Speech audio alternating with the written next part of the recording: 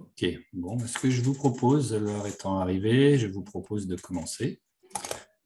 Donc, tout d'abord, bonjour à tout le monde et bienvenue à ce troisième webinaire organisé par Chopin Technologies.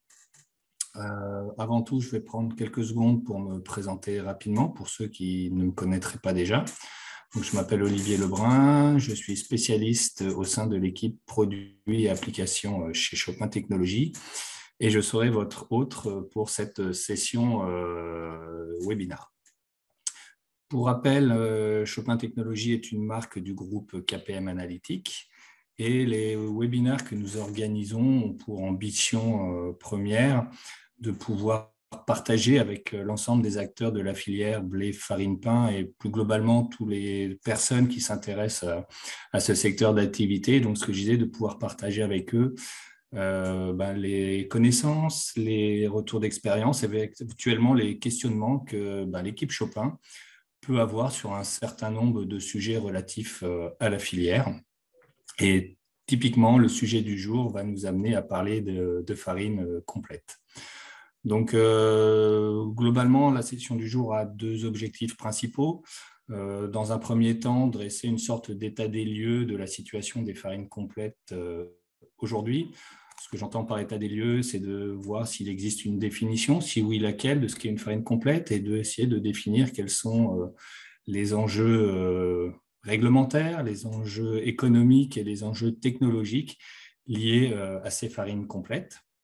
Et puis, dans un deuxième temps, l'idée, c'est de vous présenter un peu les solutions proposées par Chopin Technologies pour pouvoir contrôler, analyser, maîtriser ces farines complètes et faciliter ainsi leur utilisation, les rendre plus robustes et plus pertinentes au sein de la filière les farines pain. Autre petite information technique, la présentation va durer une quarantaine de minutes environ, au cours de laquelle vous pourrez poser toutes les questions qui vous viennent à l'esprit directement, si il veut bien venir, directement via le logiciel Zoom en utilisant la section questions-réponses. Et je ferai de mon mieux pour répondre à vos questions à la fin de cette présentation. Autre petit point pratique, cette session va être enregistrée et vous aurez bien sûr accès à l'enregistrement dans quelques temps. De mémoire, un lien vous sera envoyé à l'adresse mail à laquelle vous avez utilisé pour vous connecter à ce webinaire. Voilà, ces quelques rappels étant faits, je vous propose d'entrer maintenant dans le vif du sujet et de commencer à aborder la question des farines complètes de blé. Hop. Alors, avant d'aller voir un petit peu la situation actuelle et surtout voilà, ce qui se prépare pour le futur, ce que je vous propose, c'est de remonter un petit peu dans le temps et de voir un petit peu l'historique de ces farines complètes à travers les âges. Donc, globalement, l'utilisation et la consommation de produits céréaliers existe, j'allais dire, depuis la nuit des temps ou depuis que l'homme est homme. Et aux origines, au niveau de l'Antiquité, basiquement, le nombre de produits, le nombre de transformations était limité et globalement, les céréales étaient consommées soit en l'état, soit après cuisson, soit après une transformation rudimentaire qui consistait généralement à broyer, à réduire la taille des grains de céréales. Mais globalement, on peut dire que les anciens consommaient les céréales de façon sous forme de farine complète ou de produits à base de farine complète, sans le savoir, mais c'était une réalité. Et puis, cette situation a perduré pendant quand même plusieurs siècles, de nombreux siècles même. Et puis, au niveau du Moyen-Âge, vers la fin du Moyen-Âge, sont commencés à apparaître des produits un peu plus diversifiés. On commençait à faire la distinction entre des pains blancs, des pains bis, des pains noirs, principalement liés au taux d'extraction des farines utilisées pour fabriquer ces produits. Donc, taux d'extraction, quantité de son qu'on a pu enlever. Et donc, ça va être lié aussi à différents aspects, des aspects de coût. Plus la farine va être blanche, plus le pain va être blanc, plus le coût du produit va être élevé. Il va être donc réservé plutôt aux classes socialement les plus aisées.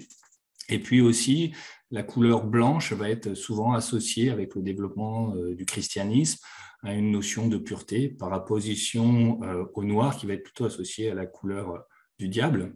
Et donc, c'est vrai que la consommation de pain, le blanc, le plus blanc possible, est plutôt vu comme un facteur ou un gage de qualité par rapport à la consommation de pain bi ou de pain noir. Donc, cette évolution, cette tendance va se poursuivre jusqu'à la fin du 19e siècle et va même s'amplifier à ce moment-là, notamment par l'apparition de nouvelles techniques de meunerie et notamment l'apparition de la meunerie sur cylindre qui va favoriser le développement et la production en quantité importante, à coût abordable, de farine blanche et de farine toujours plus blanche. Et donc, petit à petit, la consommation de produits à base de farine blanche va se généraliser et devenir la norme. Globalement, ces farines blanches vont être la norme et le pain noir, la farine complète, va continuer à être associée à des périodes de disette, à des périodes de guerre, donc à des produits de moindre qualité. Et si j'ai le choix, durant ces périodes-là, je vais avoir plutôt la tendance à aller consommer des pains blancs plutôt que des pains complets. La tendance va pouvoir s'inverser ou commencer à s'inverser. La question va se poser globalement à la fin du siècle dernier. Il y a une trentaine d'années, de se poser la question, mais a-t-on raison vraiment de chercher à avoir ou à consommer un pain toujours plus blanc? Est-ce qu'il n'y aurait pas plutôt un intérêt à revenir avec une consommation un peu plus traditionnelle et avec une farine un peu plus complète? Donc à cette époque-là, de nombreuses études sont mises en place à travers le monde. On peut penser à des études comme Milgrenz qui vont rassembler des instituts de recherche, des organismes nationaux, éventuellement des grands groupes du secteur céréalier pour essayer d'évaluer l'intérêt de tel ou tel produit. Et globalement, la conclusion, si on devait faire simple et ne retenir qu'une idée parmi les conclusions de ces études, c'est que oui, globalement, la farine complète est la meilleure pour vous. La question, c'est de se dire, OK, elle est meilleure pourquoi, mais en quoi elle est meilleure? Eh bien, principalement pour des aspects santé. Globalement, les farines complètes ont une teneur beaucoup plus élevée en fibres, ont une teneur beaucoup plus élevée en minéraux, en micronutriments, tous éléments qui sont reconnus pour avoir des effets bénéfiques sur la santé. Donc voilà, je ne vais pas vous les faire tous, mais si on regarde un petit peu dans la littérature, sur les études qui peuvent exister autour de ces domaines de santé, on voit que très couramment, la consommation de farine complète, la consommation de fibres en plus grande quantité, de plus de minéraux, de vitamines, a tendance à être bénéfique pour limiter l'apparition de maladies telles que, ou de défauts de santé tels que l'obésité, tels que les problèmes de diabète ou de divers cancers ou maladies cardiaques. Donc, tous ces phénomènes font que depuis quelques années, la consommation de produits à base de farine complète est en expansion. On en consomme de plus en plus et sous différentes formes. Sous la forme de pain, sous la forme de biscuits, on voit aussi de plus en plus de pâtes alimentaires à base de farine complète de blé. Donc, ça devient une tendance très forte qui peut se chiffrer et dont certains analystes ou certains prévisionnistes nous prédisent une continuation durant les années à venir. Certaines études prévoient ainsi un taux de croissance annuel du secteur des farines complètes d'environ 6 à 7% par an dans les 10 années qui viennent, avec une valeur qui passerait du marché globalement de 73 milliards de dollars à l'heure actuelle à 130 milliards d'ici 10 ans. On a vu donc qu'il y avait un marché en croissance, que ce marché en croissance était principalement tiré par des aspects santé. Reste maintenant peut-être à avoir une définition un peu plus stricte, une harmonisation au niveau de la définition de ce qu'est une farine complète de blé, de ce qu'est un produit à base de farine complète de blé. Donc, depuis quelques années, de différents organismes, différents consortiums, on peut citer le Cereal and Grain Association, l'ISO, la World Grain Initiative, qui regroupe différents acteurs du secteur, se penchent sur le sujet et essaye de définir le plus précisément possible ce que l'on va appeler une farine complète de blé. alors il y a quand même un consensus qui va se dégager, c'est-à-dire que quel que soit le mode de production, on peut l'imaginer, une simple fractionnement, une élimination d'une partie et puis le rassemblement, une simple mouture. Mais globalement, l'idée, c'est de se dire que une farine complète de blé, elle doit contenir en son sein tous les composants anatomiques du grain de blé d'origine dans des proportions relatives identiques à celles du grain de blé d'origine. Que ce soit l'endosperme, que ce soit les sons, que ce soit le germe, à l'exception, bien entendu, des parties non comestibles. Mais l'idée, c'est vraiment ça, c'est de se dire, dans la farine complète, elle doit être le reflet, le miroir du grain de blé d'origine. Juste, en gros, on voit une réduction de taille. Alors, une fois qu'on a dit ça, s'il y a un consensus à peu près admis par l'ensemble des acteurs du secteur, il reste encore pas mal de points à régler. S'il y a un consensus plus ou moins général sur ce qu'est une farine complète, il n'existe pas à l'heure actuelle de définition universellement acceptée. Certains pays ont adopté une définition légale, mais elle n'existe pas forcément dans tous les pays, et surtout dans les pays où elle existe, elle n'est pas forcément identique. Alors, je vais essayer de mettre mon pointeur, si vous me patientez. Hop. Voilà. Donc, il reste encore à harmoniser un petit peu cette définition légale. Il reste aussi à se poser la question du mode de production. À l'heure actuelle, ce qu'on a vu dans la consensus IFR, c'est que voilà, la composition doit être identique à celle du grain de départ, mais peu importe la façon dont je le produis.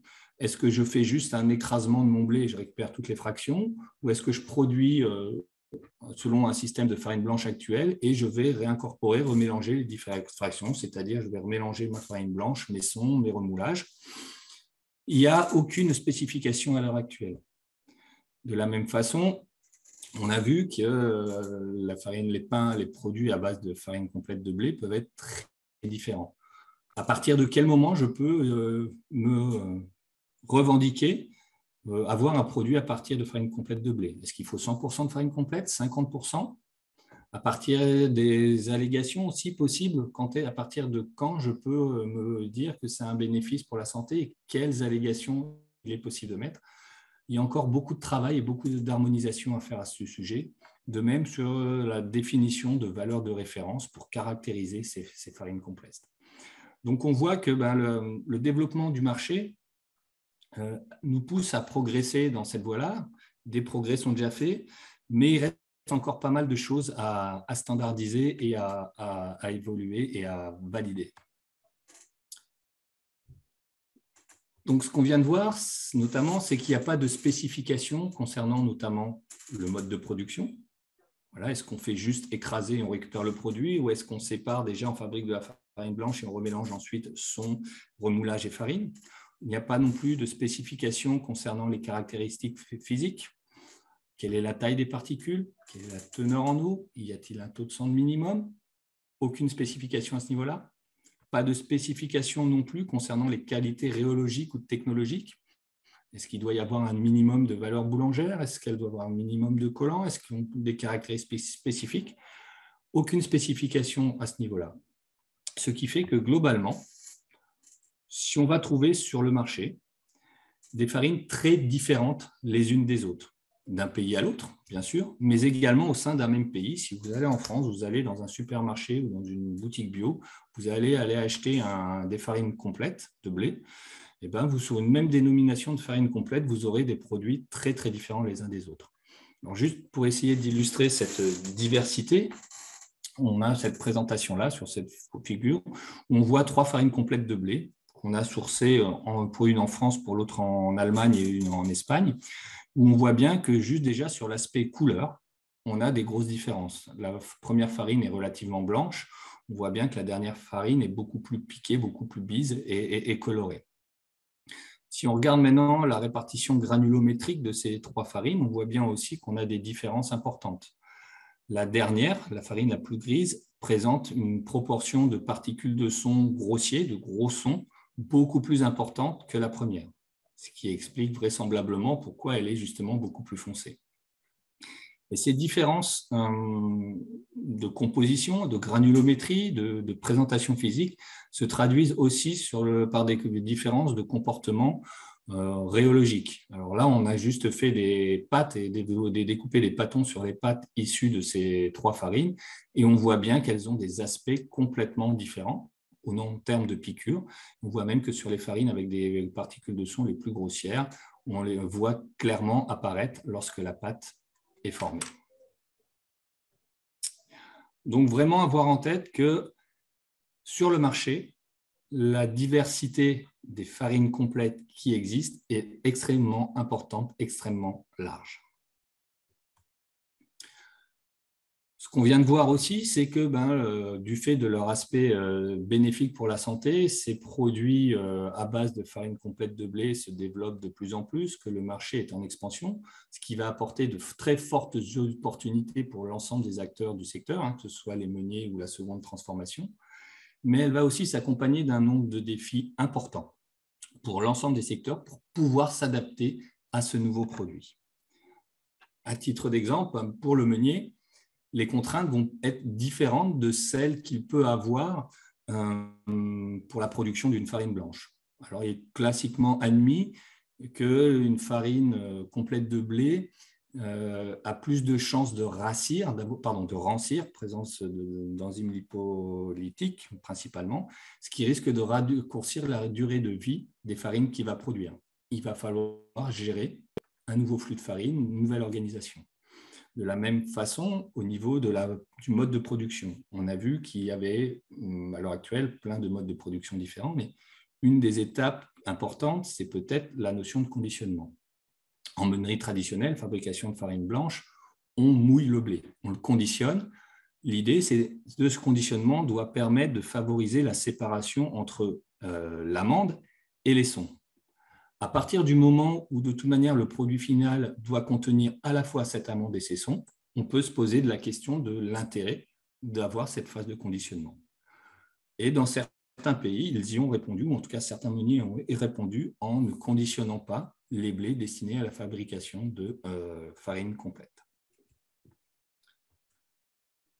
Donc, on a vu qu'il y avait un impact, l'utilisation de ces farines complètes a un impact important sur la vie du meunier. Elle va aussi avoir un impact très fort sur la vie de la seconde transformation, pour simplifier le boulanger. Les farines complètes vont avoir des caractéristiques très différentes des farines blanches, en termes notamment d'absorption d'eau, de collant, d'humidité, de mise en pâte. Et donc, il va falloir que le boulanger adapte son process à ces nouveaux challenges, à ces nouvelles contraintes. Et puis, peut-être aussi qu'il définisse des recettes plus spécifiques et puis aussi des outils pour pouvoir caractériser ces nouvelles farines, cette nouvelle matière première, et sélectionner celle qui répond le mieux à son besoin et qui lui permet d'obtenir un produit fini de la qualité qu'il souhaite. Et si on continue, de la même façon, le but, ça va être pour ce boulanger, de pouvoir fournir au consommateur final un produit issu de farine complète dont les caractéristiques organoleptiques répondent aux attentes des consommateurs.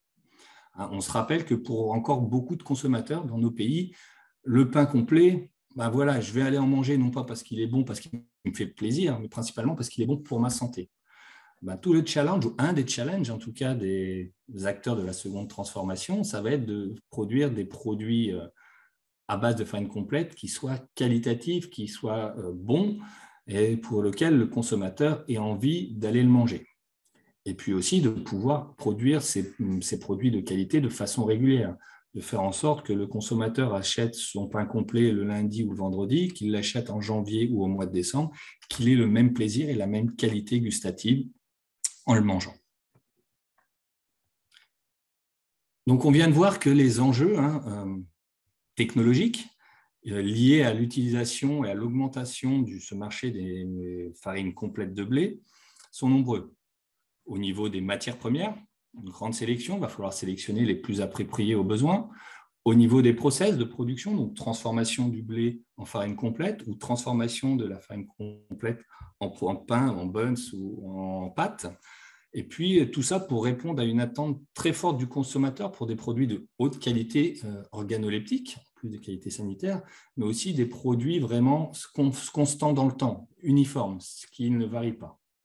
Tout ça, ça génère bien entendu un fort besoin d'anticipation et de contrôle de la qualité tout au long du process, depuis la sélection de la matière première, le blé pour le meunier, la farine pour le boulanger, jusqu'à les outils de production et tout au long de la chaîne de production. Donc, ce qu'on peut regarder un petit peu, ce qui est type de contrôle qui existe à l'heure actuelle, ils sont souvent assez limités pour l'instant. On retrouve traditionnellement une mesure de la teneur en eau, de la teneur en protéines, éventuellement de la granulométrie. La question qu'on peut se poser, c'est est-ce que ces contrôles sont suffisants ? La réponse est non, entre guillemets, de la même façon qu'entre deux farines blanches qui ont la même granulométrie, la même teneur en eau et la même teneur en protéines, elles peuvent avoir très facilement des comportements rhéologiques différents, elles peuvent avoir un comportement en ligne et donner des produits de qualité très différentes.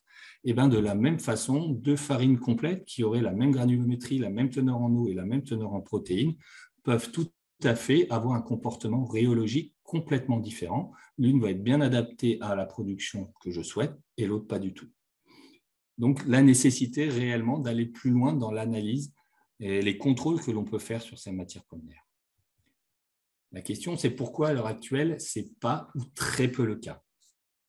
La plupart du temps, parce qu'il n'existe pas réellement de méthode d'analyse et d'outils d'analyse dédiés aux farines complètes de blé. En effet, tous les outils qu'on peut voir traditionnellement sur le terrain, dans les laboratoires céréaliers, Alvéo, Mixolab, Farino, ont tous été développés à la base pour pouvoir analyser des farines blanches de blé. Donc, globalement, à l'heure actuelle, très peu de méthodes existent, ou en tout cas, très peu de méthodes sont valorisées pour travailler sur les farines complètes de blé. Et donc, l'idée chez nous de Chopin, c'est de se saisir en gros de ce challenge et de regarder dans la gamme des appareils que nous avons, donc que nous commercialisons, lesquels étaient capables de répondre à ce challenge, soit avec une utilisation, un protocole standard, soit éventuellement en faisant quelques adaptations. Et donc, c'est un petit peu ce que je vais vous présenter. On a des solutions à vous proposer et une solution relativement complète pour le contrôle qualité de ces nouvelles farines. Et cette solution va se baser principalement sur 3 appareils, l'alvéographe, plus exactement l'alvéolab, le mixolab et le réo. Et donc, c'est ce que je vais vous présenter maintenant un peu plus en détail. Donc, ce qu'on va essayer, c'est de caractériser l'ensemble du process de panification. Donc, bien sûr, ce process de patrimonialisation, c'est un processus complexe, très divers, différentes recettes, différents modes de production, différents produits. Mais de façon très schématique et très simplifiée, on va toujours trouver 4 grandes étapes. Une phase de pétrissage qui a globalement pour objectif d'homogénéiser les différents constituants du produit et de créer, de générer le réseau de gluten. Une phase de façonnage, en gros, qui va permettre de mettre en forme le produit, soit sous forme d'un tube allongé comme une baguette, d'un bun, d'une boule ou d'une pâte à pizza. Une étape de fermentation qui va permettre de générer du gaz et permettre au produit de prendre du volume et au final d'avoir un produit fini qui soit aéré et qui réponde aux attentes du consommateur dans ce domaine-là. Et puis, bien sûr, une phase de cuisson. Et l'idée, ce qu'on a essayé de voir, c'est parmi tous nos appareils, comment on pouvait essayer de lier la qualité ou l'analyse qu'on va faire sur farine à ces différentes étapes du processus de fabrication de pain. Et donc, c'est ce qu'on va regarder maintenant un peu plus en détail, en commençant par le Mixolab. Donc, le Mixolab qui a globalement plus, ou en première approche, en très première approche, plus une vocation à évaluer le comportement au cours de la phase de pétrissage et au cours de la phase de cuisson. Alors, pour ceux qui ne connaîtraient pas déjà le Mixolab, globalement, le Mixolab, c'est quoi? C'est un pétrin-enregistreur qui va mesurer l'évolution de la consistance de la pâte par le passage entre 2 phraseurs, comme on peut le voir ici, et donc mesurer l'évolution de cette consistance au cours du pétrissage et au cours de l'évolution des phases de chauffe et de refroidissement. Et donc, il va permettre d'accéder à un certain nombre d'informations qu'on va pouvoir relier à la qualité de la pâte produite ou à la qualité du produit fini. Sur la première partie de la courbe, globalement, on va avoir une notion de capacité d'absorption de la farine, de la stabilité, du temps de développement. À partir du moment où on va commencer à chauffer, dénaturation des protéines, ce qui va commencer à nous donner des indications sur le volume final qu'on peut attendre du pain. Une phase de gélification qui va être en lien relativement direct avec la structure de l'amide, plus ou moins aéré, plus ou moins volume. Une phase liée à tout ce qui est l'activité amylasique, qui va nous renseigner un petit peu sur la couleur du produit fini, et puis sur la fin, des notions de rétrogradation qui vont être liées même indirectement avec la durée de vie du produit et la durée de conservation. Donc globalement, le Mixolab est un test unique qui permet d'avoir en un seul test une information complète sur le comportement et la qualité de notre farine, aussi bien sur un point de vue de la protéine, plutôt première partie de la cour, que sur la partie amidon, sur la seconde partie de la cour. Une fois qu'on a présenté ça, la question qu'on s'est posée, c'était de se dire, ben voilà, deux questions principalement. Est-ce que le Mixolab peut travailler sur une farine complète de blé? Et si oui, est-ce que le protocole standard qui existe, qui a été développé pour les farines blanches de blé et qu'on appelle le Chopin Plus, est-ce que ce protocole standard est adapté et est le plus pertinent pour analyser les farines complètes de blé? Alors, la première question, aux deux premières questions, est-ce que le Mixolab est capable de travailler sur farine complète de blé? La réponse est oui.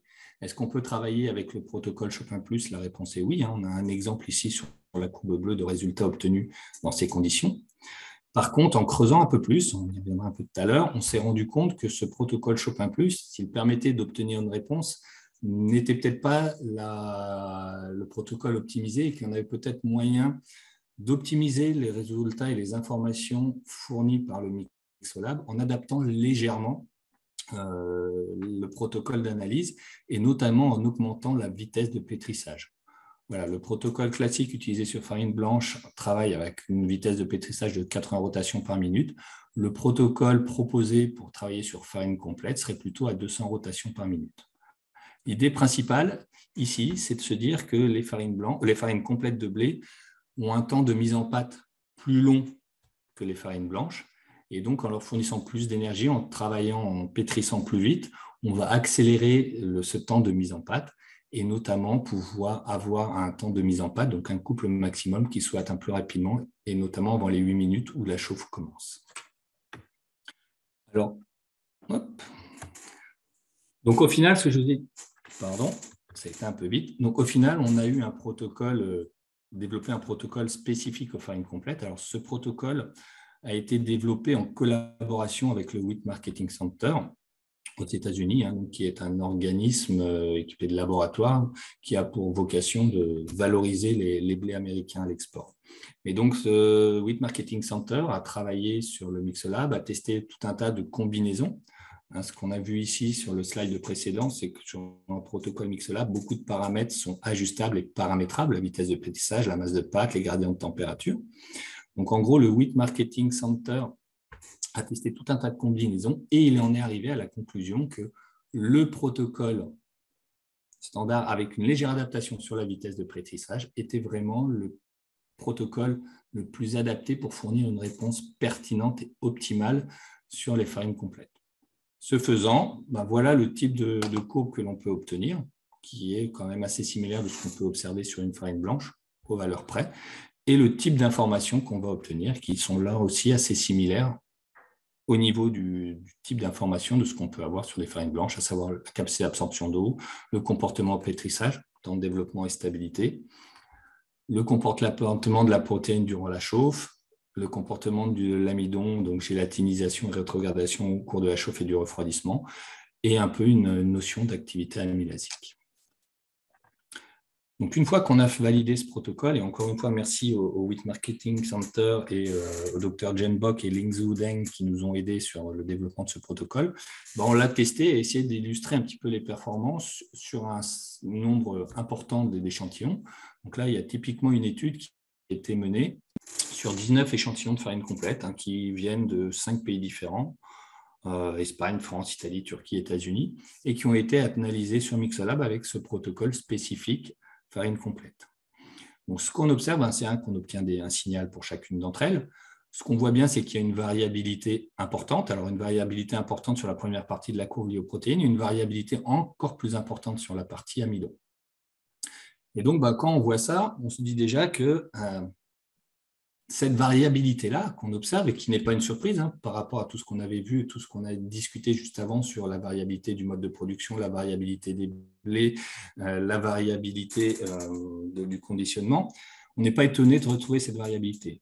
Mais on se dit aussi qu'il y a de fortes chances que cette variabilité observée sur le Mixolab se traduise aussi par une variabilité importante au moment où on va l'utiliser sur ligne de production. Et j'imagine que si j'utilise la farine orange du bas et la farine bleue sur la même ligne de production pour faire le même produit, je n'obtiens pas le même résultat. L'une risque certainement de me donner un produit satisfaisant, l'autre pas. Donc tout ça pour dire que globalement, on a vraiment un vrai challenge.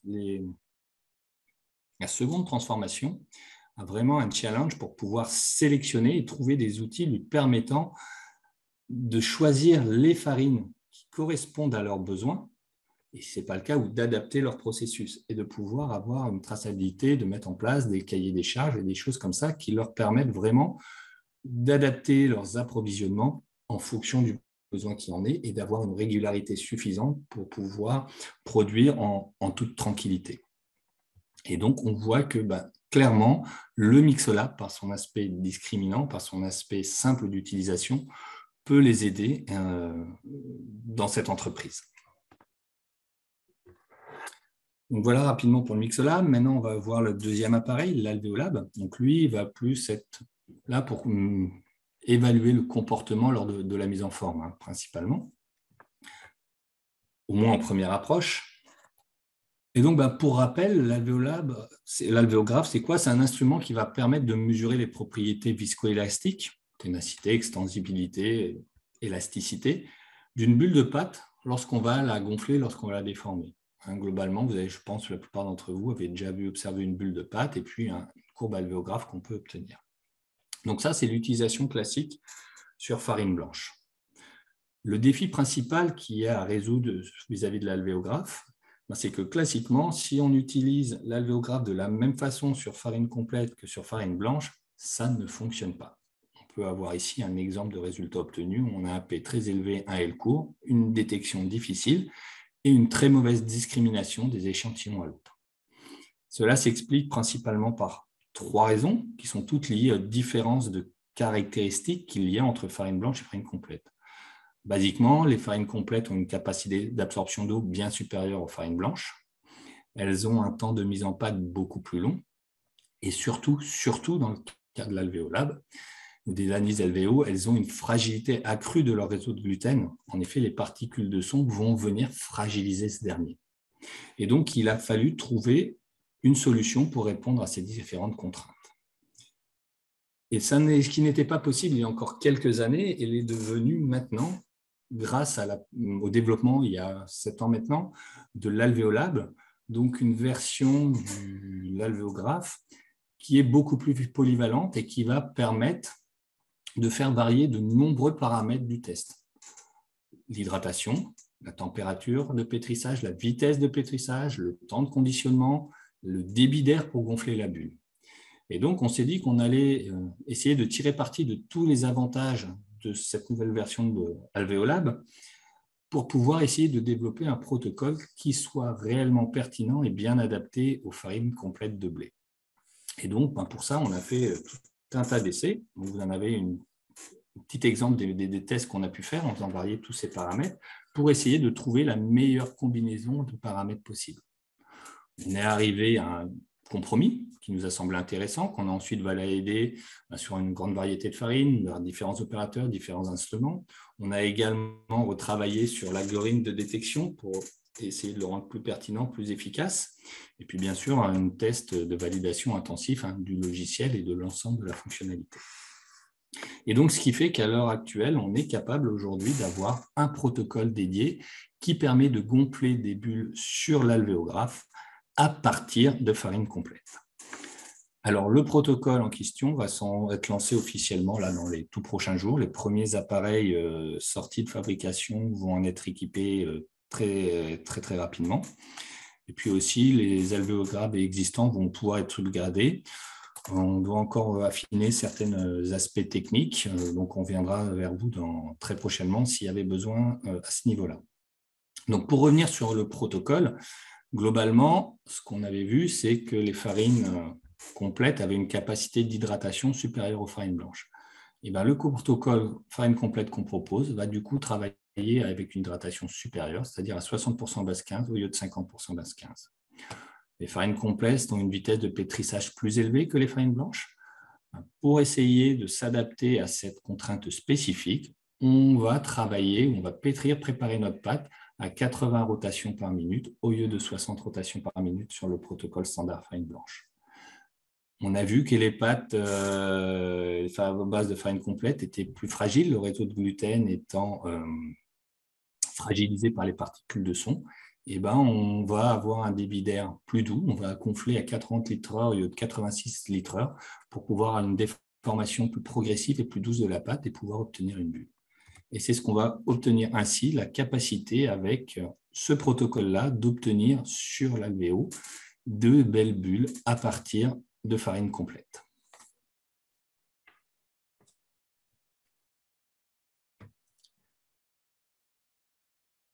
Je laisse gonfler la bulle pour vous montrer la totalité. Et donc, juste pour illustrer maintenant un petit peu les performances qu'on peut espérer atteindre avec ce nouveau protocole, on a voulu essayer d'avoir une première évaluation de ce qu'on va appeler répète-repro. En gros, est-ce que si j'applique le même protocole avec différents opérateurs ou sur différents appareils,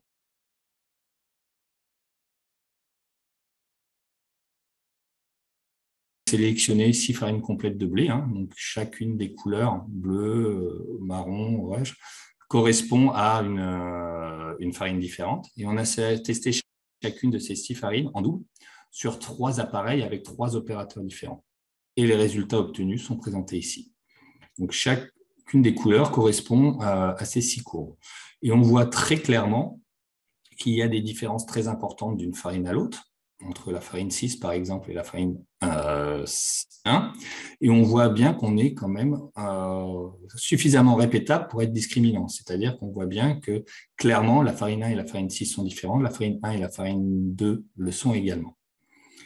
Donc globalement, ces premiers essais sont très positifs et démontrent la faisabilité de notre protocole et surtout sa robustesse. Dans le même ordre d'idée, on a voulu voir aussi, je vous ai expliqué tout à l'heure qu'il y avait sur le terrain une variabilité extrêmement importante au niveau des qualités de farine complète qu'on pouvait trouver. Et donc, ce qu'on a essayé, c'est de sourcer des échantillons de farine de différents pays. Donc là, clairement, on a réussi à en récupérer 30 échantillons de 6 pays différents, France, Espagne, USA, Italie, Turquie, Argentine, et on les a testés sur le protocole que l'on a développé, donc le protocole farine complète. Et voilà les résultats obtenus. Là encore, on voit qu'on a pu obtenir dans pratiquement tous les cas, une courbe, que ces courbes sont très différentes et qu'elles se reflètent a priori la diversité des farines, de la qualité des farines complètes existantes sur le terrain. Un type de P, voilà, le P donc, reste toujours les mêmes valeurs, la valeur maximum entre 25 et 170, le L entre 35 et 150. Et donc, là encore, cette diversité observée sur l'alvéo risque très certainement de se répercuter au niveau de la ligne de production. Et là encore, ça prouve, selon nous, qu'il y a besoin de pouvoir contrôler régulièrement et efficacement ces matières premières pour sélectionner celles qui correspondent à chacun de vos besoins et de pouvoir ainsi anticiper leur impact sur le processus de fabrication. Alors, dernière chose, pour ceux qui sont habitués à faire du protocole alvéo, ce nouveau protocole ne change rien par rapport à l'existant et ils font aussi réaliser 5 pâtons. Étant donné que les farines complètes sont quand même beaucoup plus hétérogènes, notamment certaines avec des grosses particules de son, la répétabilité interpâton est parfois un petit peu plus faible que ce qu'on peut observer sur farine blanche. Et il peut arriver que sur les 5 pâtons, il y en ait parfois 1 ou 2 qui aient un comportement atypique et qu'il ne faut dans ce cas-là pas prendre en compte dans l'analyse.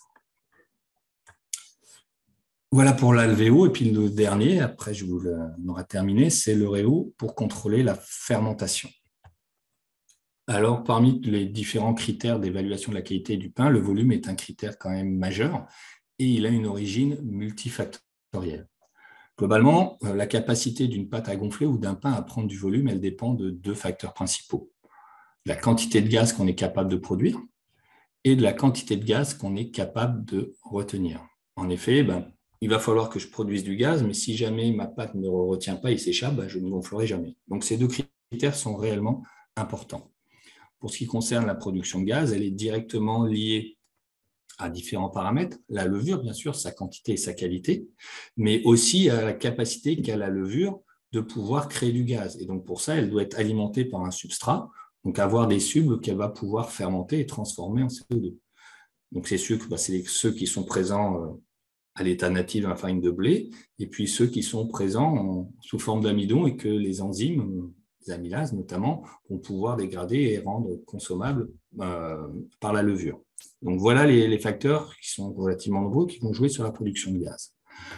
Et puis tout ce qui va dépendre sur la rétention du gaz, ça va être principalement la qualité du réseau de gluten, du réseau protéique. Et donc, on voit bien que si on veut avoir une étude globale de ce qui se passe durant la fermentation, il faut avoir une vision à la fois de ce qui se passe durant la production ou au niveau de la production et de ce qui se passe au niveau de la rétention. Et l'outil idéal pour faire ça, c'est le Réo F4. Donc, basiquement, le Réo F4, c'est quoi? C'est un instrument dans lequel il va suivre l'évolution d'une pâte durant la fermentation. Donc, on vient placer une pâte avec de la levure dans un bol. On va venir placer dessus un piston et on va placer ce piston dans une sorte de chambre de fermentation et on va laisser agir et on va suivre différents paramètres. On va suivre dans un premier temps l'évolution de l'augmentation de hauteur de la pâte dans le bol. Donc ça va nous donner une indication sur le volume de la pâte qu'on a. Et puis, dans le même temps, on va pouvoir suivre, grâce à des capteurs de pression placés dans l'appareil, la quantité de gaz totale qui est produite et celle qui est retenue. On a en fait dans l'appareil deux circuits différents, un qui va passer par de la chausse-à-eau pour absorber le CO2. Et donc, on peut avoir comme ça au final trois courbes. Une courbe qui va nous donner la hauteur obtenue par notre produit, le volume final du produit, et puis une autre qui va nous donner une information sur les quantités de gaz produites et retenues. Et donc, on a essayé de regarder un petit peu, là encore, de voir comment on pouvait utiliser, si cet appareil était utilisable en l'état ou moyennant adaptation sur les farines complètes de blé. Et donc là, je vais vous montrer deux exemples d'études qu'on a pu mener sur ce sujet. Donc la première, en fait, on a sélectionné 4 farines différentes avec des taux de cendre, taux de fibre variant de 0,65 à 1,50. Et puis, on les a analysés avec le protocole classique, à peu près traditionnel. Et on a obtenu, voilà, ce que je vous disais, pour chacune de ces farines, une courbe de développement de pâte, donc la hauteur de la pâte qu'on peut obtenir, son volume, et de dégagement gazeux et de rétention gazeuse. Globalement, ce que l'on voit, c'est que plus le taux de cendre, plus le taux de fibre dans la farine augmente, moins le volume, moins la hauteur finale du pain est élevée. Et puis, si on associe ça avec ce qui se passe au niveau de production et de dégagement gazeux, on se rend compte que la porosité, alors c'est le moment, entre guillemets, où pour une même couleur, les deux courbes, celle de production totale et celle de rétention, se séparent.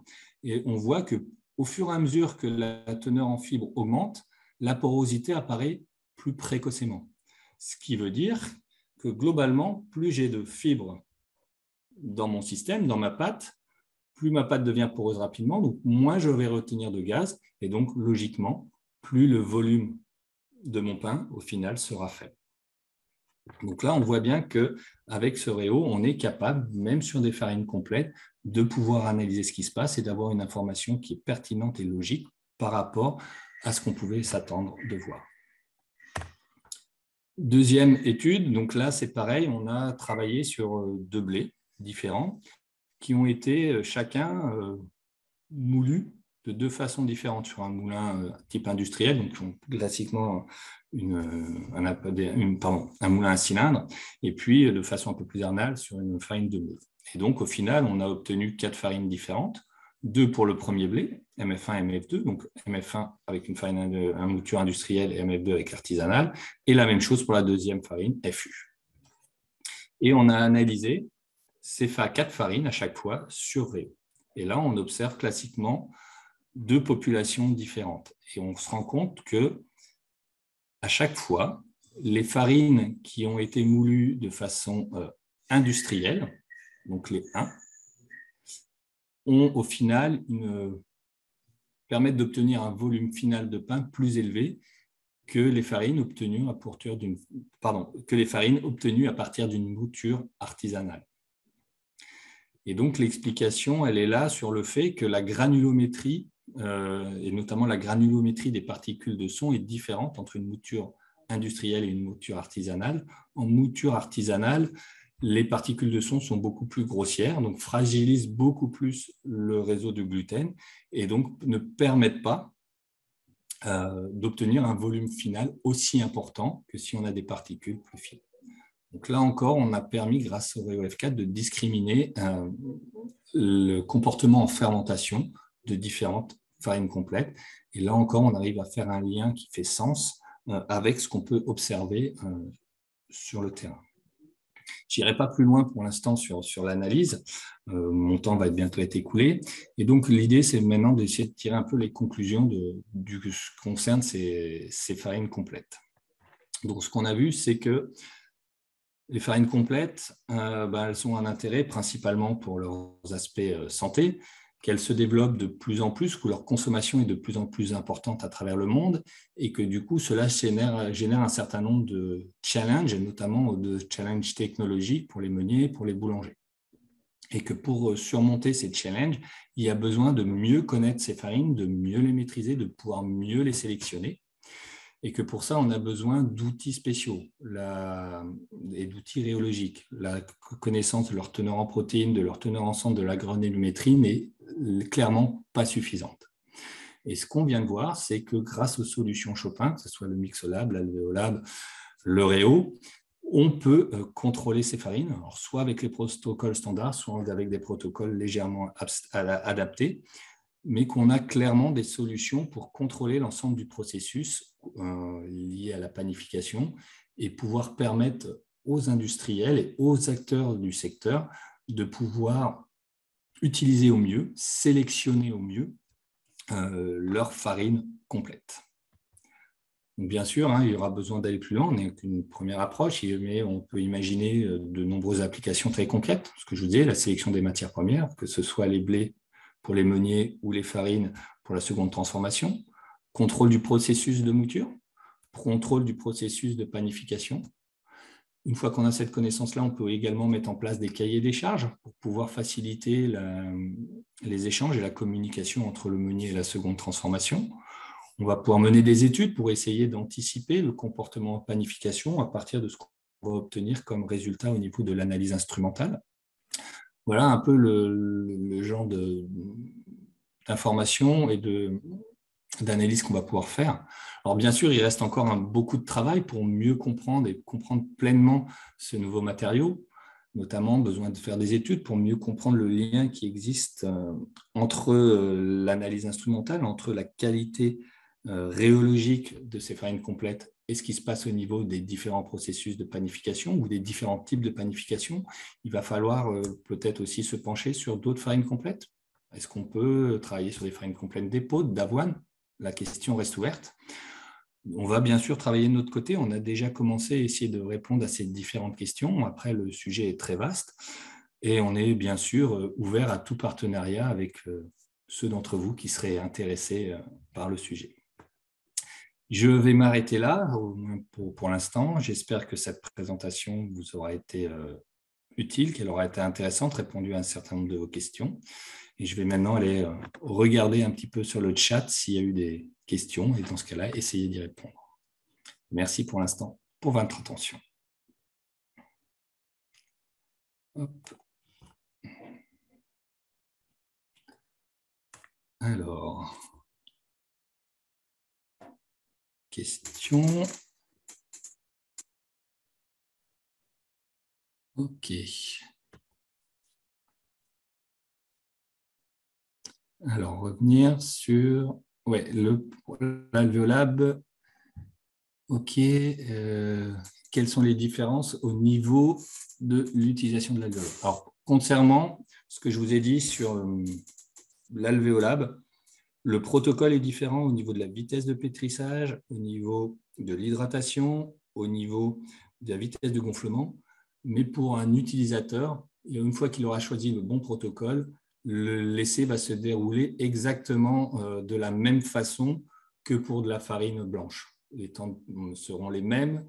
Gonfler 5 pâtons, mettre de l'huile. Donc, le processus, pour quelqu'un qui sait travailler, qui sait faire un test sur farine blanche, saura faire sans difficulté un test sur farine complète. Le protocole est exactement le même.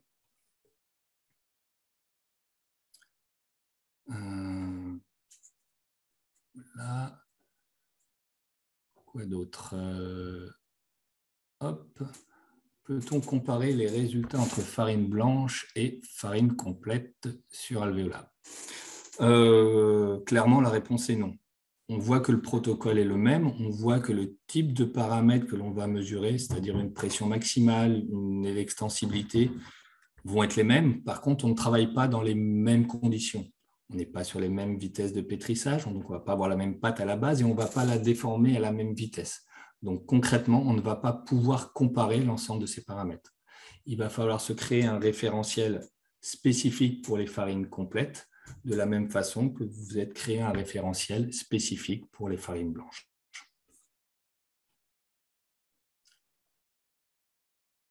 Donc voilà, pas d'autres questions pour l'instant à ma connaissance sur le chat.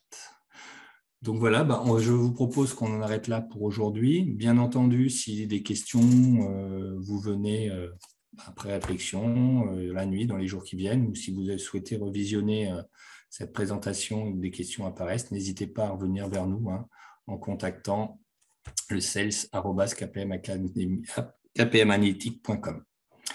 Voilà. Écoutez, je vous remercie beaucoup de votre attention. J'espère que cette présentation vous aura été utile et je vous souhaite une très bonne continuation. Merci à vous. Bonne fin de journée. Au revoir.